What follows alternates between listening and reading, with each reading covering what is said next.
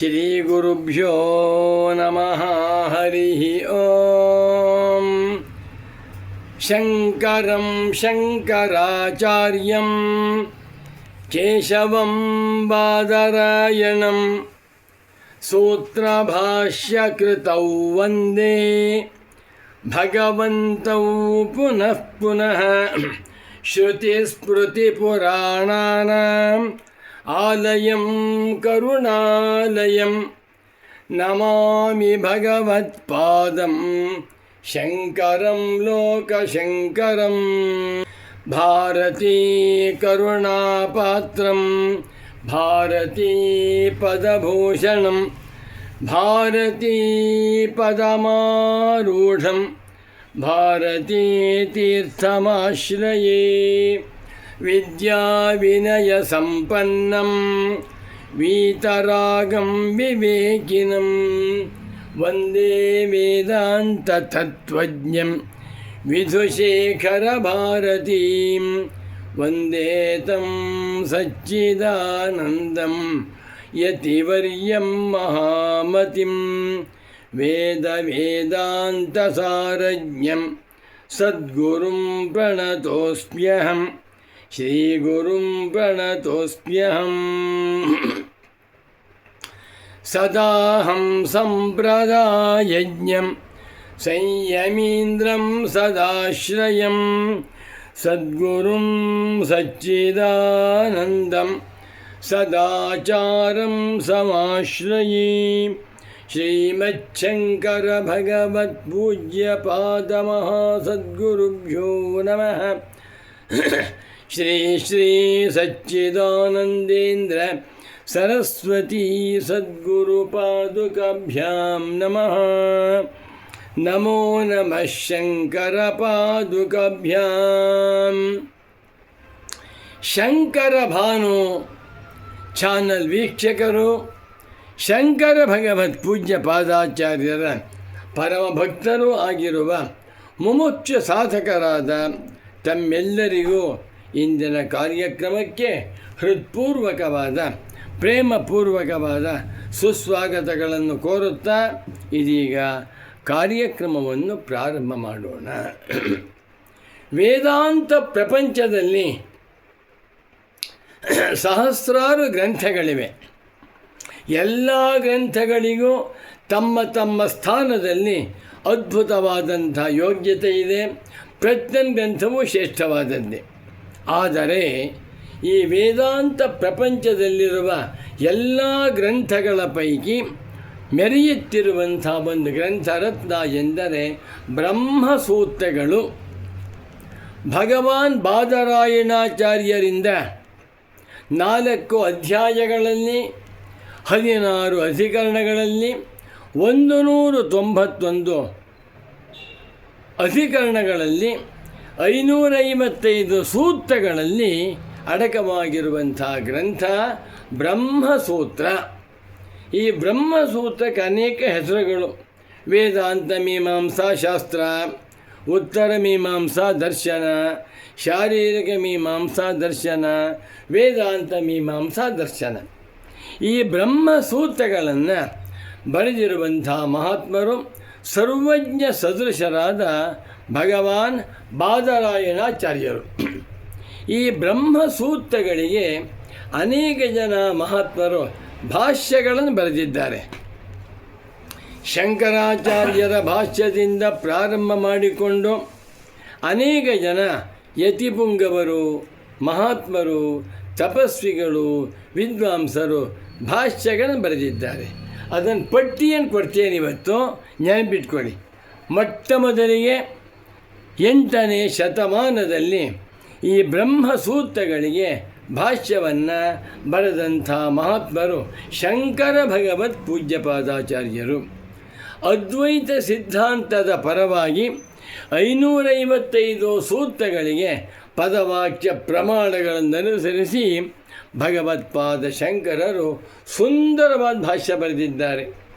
ಯಾರಿಗೆ ಅದ್ವೈತ ವೇದಾಂತವನ್ನು ಸರಿಯಾಗಿ ಅರ್ಥ ಮಾಡಿಕೊಂಡು ಕೃತಾರ್ಥರಾಗಬೇಕು, ಧನ್ಯರಾಗಬೇಕು ಎನ್ನುವಂಥ ಆಸಕ್ತಿ ಇದೆಯೋ ಅಂಥವರು ಶಂಕರರು ಬರೆದಿರುವ ಬ್ರಹ್ಮಸೂತ್ರ ಶಾಂಕರ ಭಾಷ್ಯವನ್ನು ಅಧ್ಯಯನ ಮಾಡಬೇಕು.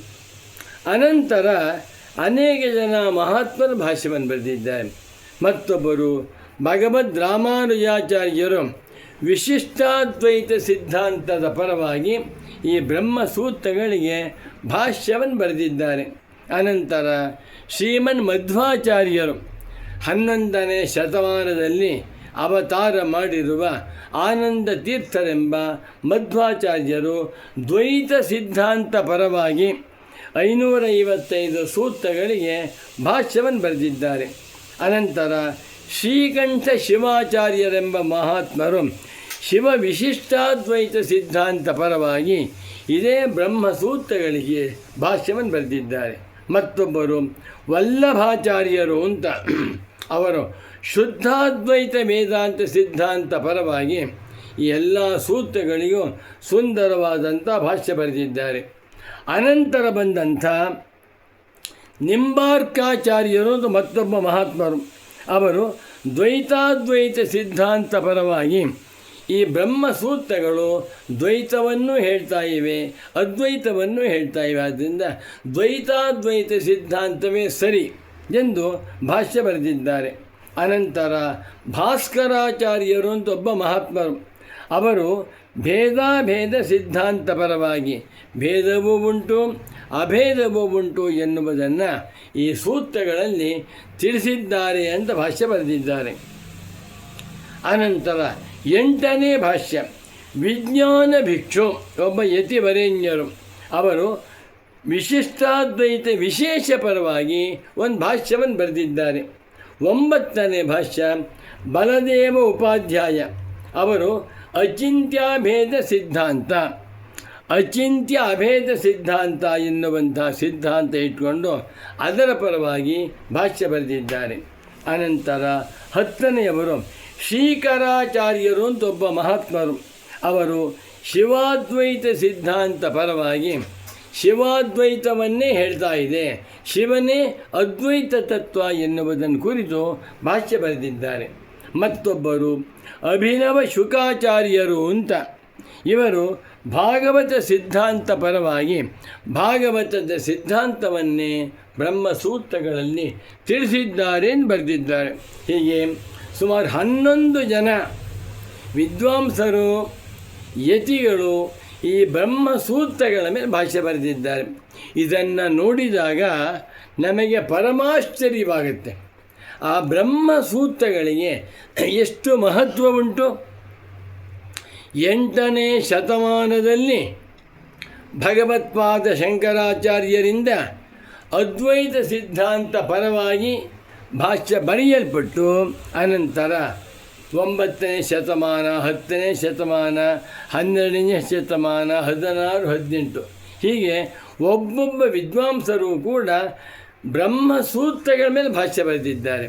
ಇವು ವ್ಯಾಖ್ಯಾನಗಳಲ್ಲ, ಮತ್ತೇನು ನೇರವಾದಂಥ ಭಾಷ್ಯ. ವೇದಾಂತ ಮೀಮಾಂಸಾ ಸೂತ್ರಗಳಿಗೆ ಈ 11 ಜನಗಳು ತಮ್ಮ ತಮ್ಮ ಸಿದ್ಧಾಂತ ಪರವಾಗಿ ಭಾಷ್ಯವನ್ನು ಬರೆದಿದ್ದಾರೆ. ಇದರಿಂದ ನಮಗೇನು ಅರ್ಥವಾಗುತ್ತೆ ಅಂದರೆ ಅಬ್ಬಾ ಆ ವೇದಾಂತ ಮೀಮಾಂಸಾ ಸೂತ್ರಗಳು ಎಷ್ಟು ಮುಖ್ಯವಾಗಿವೆ.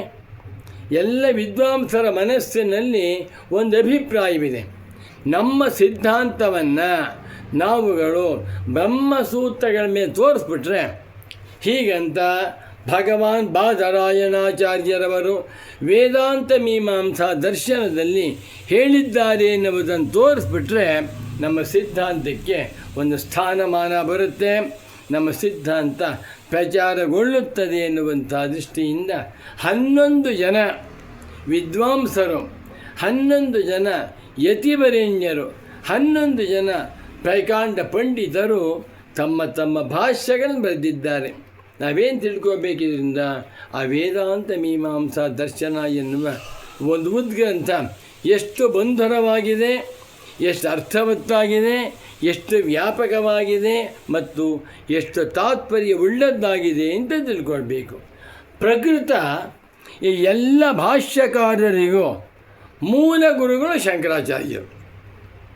ಶಂಕರ ಭಗವತ್ ಪೂಜ್ಯ ಪಾದಾಚಾರ್ಯರು 8ನೇ ಶತಮಾನದಲ್ಲಿ ಅಥಾತೋ ಬ್ರಹ್ಮ ಜಿಜ್ಞಾಸ ಎನ್ನುವ ಸೂತ್ರವನ್ನು ಪ್ರಾರಂಭ ಮಾಡಿಕೊಂಡು ಕಟ್ಟಕಡೆಯ ಸೂತ್ರ ಅನಾವೃತ್ತಿ ಶಬ್ದಾತ್ ಅನ್ನುವ 555ನೇ ಸೂತ್ರದವರೆಗೂ ಭಾಷ್ಯ ಬರೆದರು, ದಾರಿ ಮಾಡಿಕೊಟ್ರು.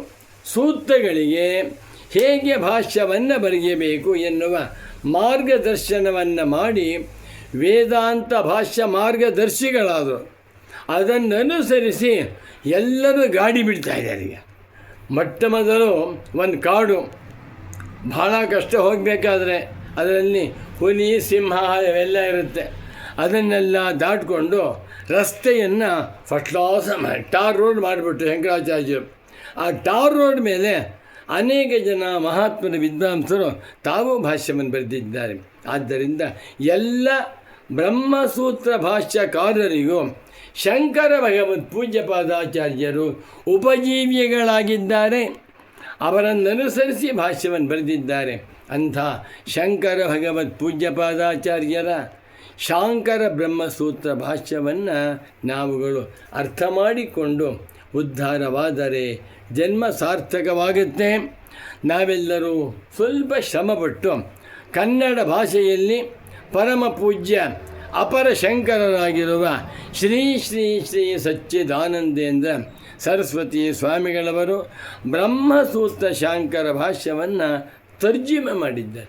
ಅದ್ಭುತವಾದ ಕೆಲಸ, ಯಾರಿಗೂ ಸಾಧ್ಯವಿಲ್ಲ. ಕನ್ನಡ ಭಾಷೆಯಲ್ಲಿ ಆ ವೇದಾಂತ ಮೀಮಾಂಸಾ ದರ್ಶನವೆಂಬ ಬ್ರಹ್ಮಸೂತ್ರ ಗ್ರಂಥವನ್ನು ತರ್ಜಿಮೆ ಮಾಡಬೇಕು ಅಂದರೆ 8 ಬೇಕು ಅವನಿಗೆ. ಅಲ್ಲಿ ಕೊಟ್ಟಿರುವಂಥ ನ್ಯಾಯ, ಬಳಸಿರುವಂಥ ವ್ಯಾಕರಣ ವಿಚಾರ, ತರ್ಕದ ಶೈಲಿ ಎಲ್ಲವನ್ನೂ ತಿಳಿದುಕೊಂಡು ಕನ್ನಡ ಭಾಷೆಯಲ್ಲಿ ಬರೆದಿದ್ದಾರೆ ಪೂಜ್ಯರಾದಂಥ ಸದ್ಗುರು ಸಚ್ಚಿದಾನಂದೇಂದ್ರ ಸರಸ್ವತಿ ಸ್ವಾಮಿಗಳವರು. ಯಾರು ನಿಜವಾದ ಸನ್ಯಾಸಿಗಳು, ಯಾರು ಪರಮಾರ್ಥ ಜಿಜ್ಞಾಸು ಜನಗಳು, ಯಾರು ನಿಜವಾದ ಮುಮುಕ್ಷುಗಳು, ಅಂಥವರಿಗೆ ಜಿಲೇಬಿಯಂತಿದೆ ಇಂಥ ಬ್ರಹ್ಮಸೂತ್ರ ಶಾಂಕರ ಭಾಷ್ಯ. ಇದನ್ನು ಎಲ್ಲ ಮುಮುಕ್ಷುಗಳು ಕೂಡ ಅಧ್ಯಯನ ಮಾಡಿ ಕೃತಾರ್ಥರಾಗುವಂತೆ ಭಗವತ್ಪಾದ ಶಂಕರರು ಹಾಗೂ ಪರಮ ಪೂಜ್ಯ ಸಚ್ಚಿದಾನಂದೇಂದ್ರ ಸರಸ್ವತಿ ಸ್ವಾಮಿಗಳು ಎಲ್ಲರನ್ನೂ ಅನುಗ್ರಹಿಸಲಿ ಎಂದು ತಿಳಿಸುತ್ತಾ ಇಂದಿನ ಈ ಕಾರ್ಯಕ್ರಮವನ್ನು ಇಲ್ಲಿಗೆ ಸಂಪನ್ನಗೊಳಿಸುತ್ತಿದ್ದೇನೆ. ನಮೋ ನಮಃ ಶಂಕರ ಪಾದುಕಾಭ್ಯಾಂ. ಓಂ ಶಾಂತಿ ಶಾಂತಿ ಶಾಂತಿ.